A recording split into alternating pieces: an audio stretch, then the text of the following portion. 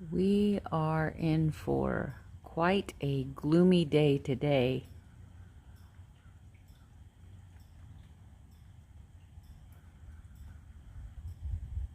Good morning, guys. Welcome to Princess Ninja and Keto. Welcome to another daily vlog. Welcome to my home in the very rainy state of Florida. But it's just been a beautiful rain all morning. It's just been softly sprinkling enough to set that seed way down in the soil before the big storms come at about 1 o'clock. Speaking of the big storms at 1 o'clock, Miss Mary, thank you first for your tip to the channel.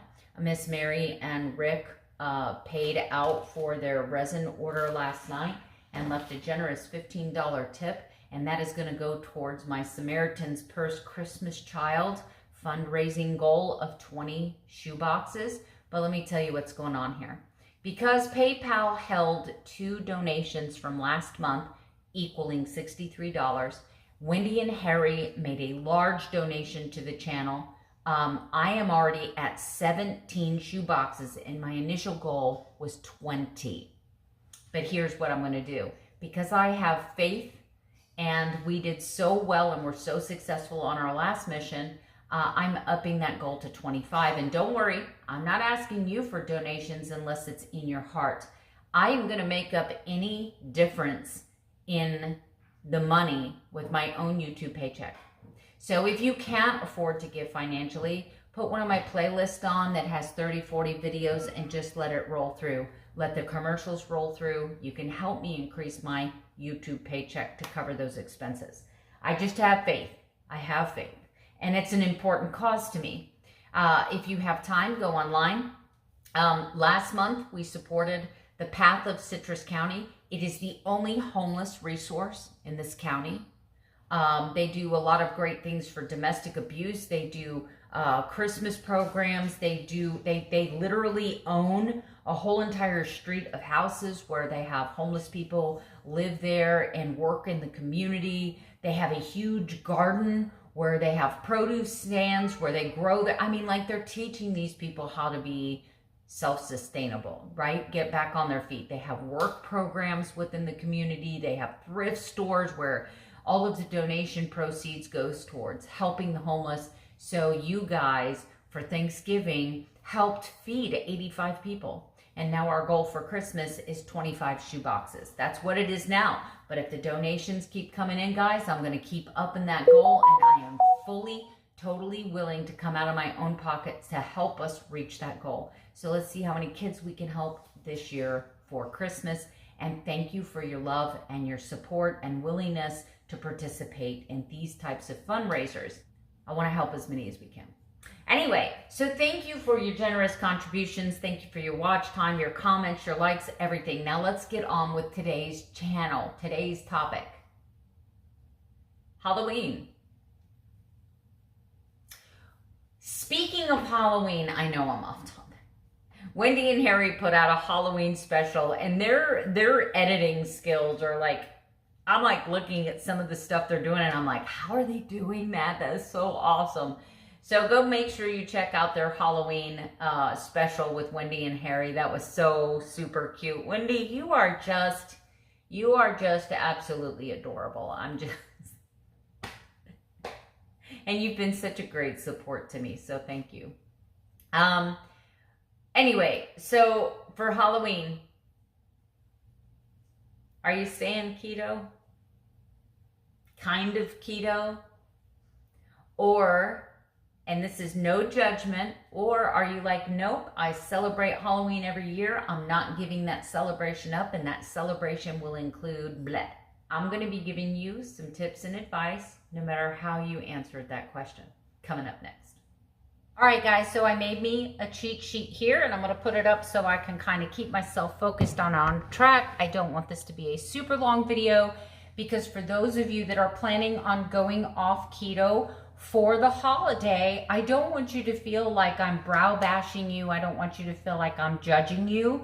But there's a lot of people that are watching my channel that are pretty new to keto or have recently come back to keto, and I know that they're going to chime in and they're going to help me out with this. So if you're my friend and we're standing together and you're like, look, I'm going to this big party with my kids. It's a tradition. We've always done this. You're hitting all of the hot spots, right? You're like, I'm with my kids. I don't want to feel out of place. I feel a lot of social pressure. I have friends that are telling me keto's not good for me and one cheat's not going to kill me. It's just so much pressure. I want to have a couple alcoholic beverages. My husband and I have been invited to this party. It's the first time we've been out in 2 years. Whatever the reason is, you need to know your why, okay? You need to know your why. And I want you to really sit down and think, how rational are you being about this, right? You came to keto for a reason. What was your why when you started keto? Is it because you're morbidly obese and you've got diabetes and you've got health problems and you've got thyroid and your hormones are imbalanced, your face is broke out, you can hardly move, your arthritis is inflamed? What were your reasons for coming to keto? History of cancer, heart disease? What were your reasons for coming to keto? And I want you to kind of measure that against your why for cheating on keto now. And I hate to use the word cheat, right? Because we're all just living our lives every day. But for me, it is a cheat. For me, I've made this commitment to myself for health. To me, I know that the one bite will hurt me. So when I'm talking to you, please understand I'm coming to you from a perspective of my own personal knowledge, my own personal experiences.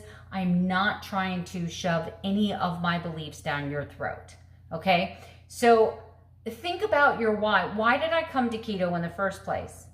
And if after thinking about your why you're on keto and thinking about why you are insisting on doing whatever it is that you're going to do on this day, just make sure that it's not something that you're doing understanding that you could be self-sabotaging, understanding that you could be ready for a black backslide.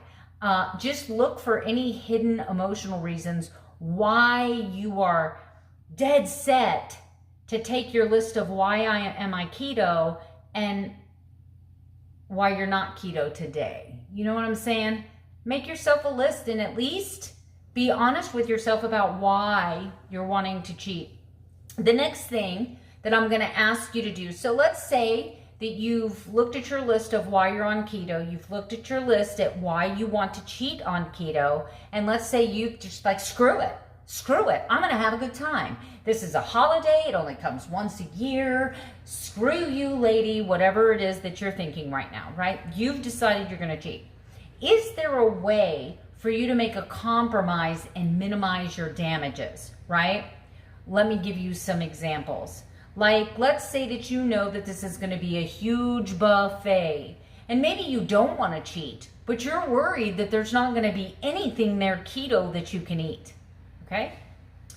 Maybe eat a couple hard-boiled eggs before you go. That way you're not absolutely starving. That way, if the only thing that they have there that's keto is just a few little finger foods, you're not feeling starving while you're there. But if you're the one that's decided that you're just going to go off keto for the night and you're going to celebrate Halloween like that, then try to minimize your damages. Like, can you bring some keto treats?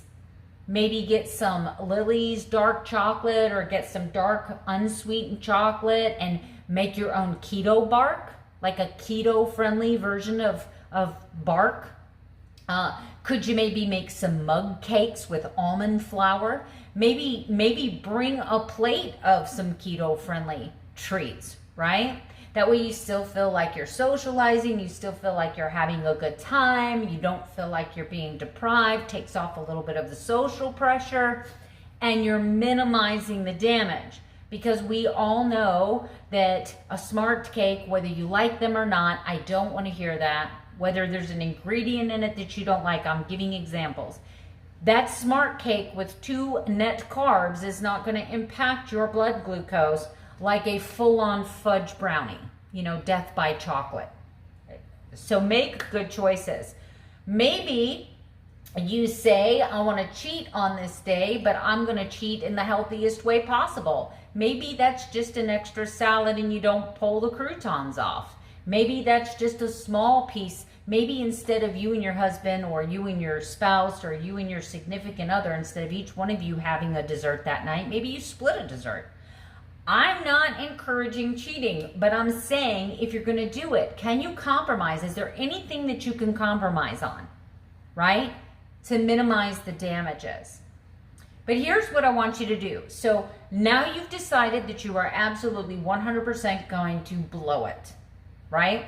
You're going to live your life. You're not going to be so strict all the time. You've decided you're not going to compromise. You've decided you don't care about the minimizing damage. You are going to dive headfirst off the deep end. My next advice to you is going to be, what is your aftercare plan?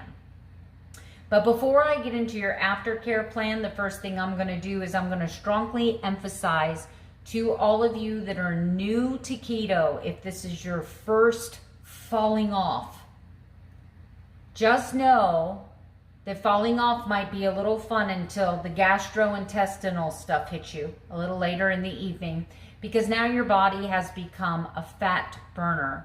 You're going to feed it a bunch of glucose, and usually most people, some people don't, most people experience gastrointestinal issues. So that the flatulence that we've gotten rid of by being on keto is going to come back with a vengeance. Just keep that in mind.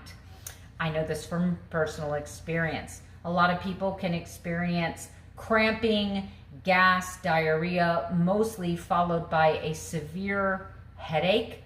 Your blood sugar can spike way back up again, and the next morning you may wake up feeling some symptoms of hypoglycemia or high blood sugar. Usually, the day after a cheat, you can wake up in the morning feeling excessively hunger. So that hunger that you've been fighting to become fat adapted and get away from is going to come back with a vengeance, even though it was just one meal, this one time on this one special Halloween, right? It doesn't care about any of that, right? This is just the way biology works for most of us. If you have a chronic history of any eating disorders such as anorexia, bulimia, binge eating, starving yourself, punishing yourself, using food as both a reward and a disciplinary action, meaning I'm fat, I'm not going to eat anything for the next 3 days. If you have any kind of those emotional eating disorders, I don't recommend that you go off plan at all. But if you do, you need to be prepared that some of those disorders may come back with a vengeance, right? You've taken all of those sugar, which we know is as addictive as anything else, carbohydrates, which we know are addictive. You've taken those addictive things out of your life. That would be like taking a smoker who smoked for 20 years and then they quit at 3 months. You say, come on, you can have one cigarette. Watch and see what happens. It's not going to be good. So the next day, you are going to need to have a recovery plan. What I recommend is usually increase your salt, even though you're already going to have some digestive problems, probably diarrhea because you've reintroduced a food that you haven't had in a while. You're going to have some gastro sensitivities. I do say that you watch your electrolytes, you drink plenty of water, you get lots of sleep, stay off the scale. If you are one of these people that can't handle a big fluctuation in weight gain, just know that most people, not all people, most people a night after, the day after a cheat, can see anywhere between a 5 and 10 pound weight gain just from water weight and inflammation. So if mentally you can't handle that, don't get on the scale. That is the best advice. I would actually get off the scale for a week, because more than likely, if you are one of those highly sensitive people and you really blow it, you, like I'm talking 300-400 carbs and 60-70 grams of sugar, blow it, it's going to take your body 3 to 4 to 5 days to get back into ketosis. And then it's going to take you being in ketosis 3 or 4 days to flush all that water and inflammation out of your body. Meanwhile, understand that you need to watch your electrolytes very carefully for the next 5 to 7 days as you transition back into ketosis. Some of the other possible side effects is that you're going to feel super hungry. That is what most of the people tell me, is that after a cheat, the next day they are starving like all day long. And this is where the slippery slope begins. So you've gone out, you've really tied one on, had 3 or 4 alcoholic drinks. You ate yourself the not keto treat that you wanted. Maybe you had a half a slice of pie with your husband. Maybe you had a piece of bread, croutons in your salad, whatever it was that you went crazy on. The next day, you're going to feel super hungry. And you are literally going to spend the entire day trying to justify why you should be able to have this thing or that treat. And once you start on that treating hamster wheel, get ready to live there for a while, because it's so hard to come back. So just be ready for that. So what I do is I give myself permission to eat whenever I'm hungry, but I keep it carnivore. I'll usually fry up a whole entire pan of bacon and keep some bacon, crunchy munchy, pork rinds, hard-boiled eggs, lunch meats, cheeses, but stay away from the sweets, because it's going to take you 3 to 4 days to get rid of those sweet cravings again. But don't put yourself on a diet right after a cheat, because you're getting back into that reward and punishment mentality. You are going to re-trigger an old eating disorder if you do that. So give yourself permission the next day to drink plenty of bone broth, have 2 or 3 cups of coffee, have yourself a couple cheese sticks, eat yourself some pepperoni, but just make sure that it's something that's going to keep you or help you get back into ketosis.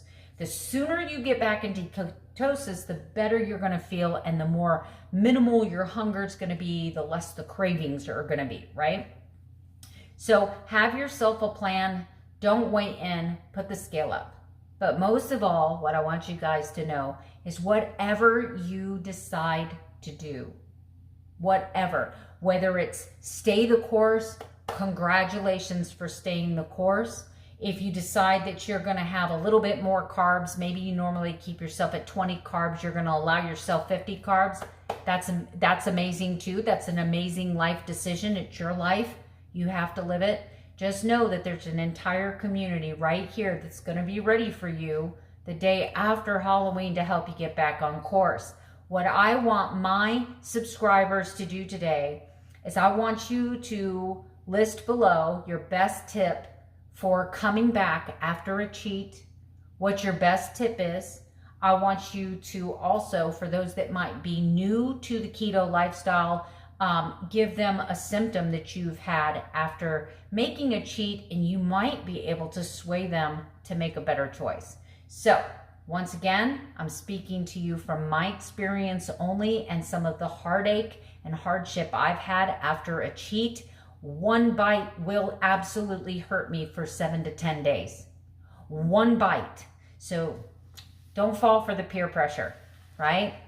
Don't fall for the peer pressure. Don't let that be the reason that you sabotage your amazing journey. Anyway, help me out in the comments below. Let me know how you're planning on handling your Halloween holiday. If you even celebrate the Halloween holiday. I don't. My husband and I do not.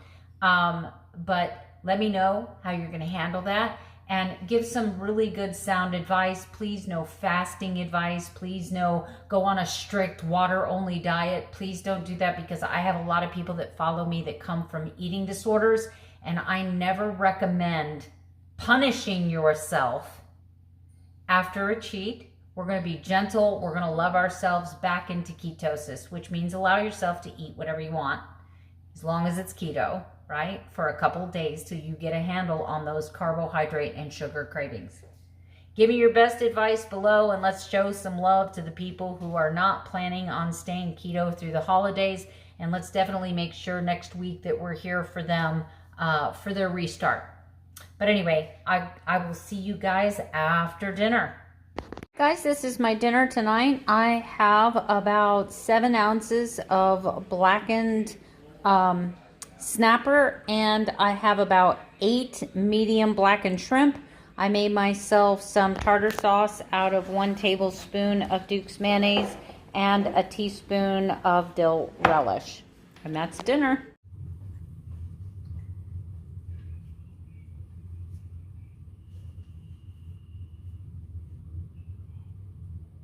All right, guys, that's going to be it for me today. I'm getting ready to take Karma for a short walk. I can't say the word out loud because, you know, she'll freak out about that. Anyway, just remember, no matter what you do on this journey, you don't have to stay wherever it is you are. You can always start over. You can always reinvent yourself. And by all means, ask God for help. So that's all I got for you today. Tomorrow, we're going to have the nice, cool weather. I'm going to take Toby to have his stitches taken out. And it'll be a full day of fun either way. And either way, I will be right here to show you what I'm eating and how I am living ketogenically. So I'll see you tomorrow with another daily vlog. Good night. Sleep tight. Don't let the bed bugs bite.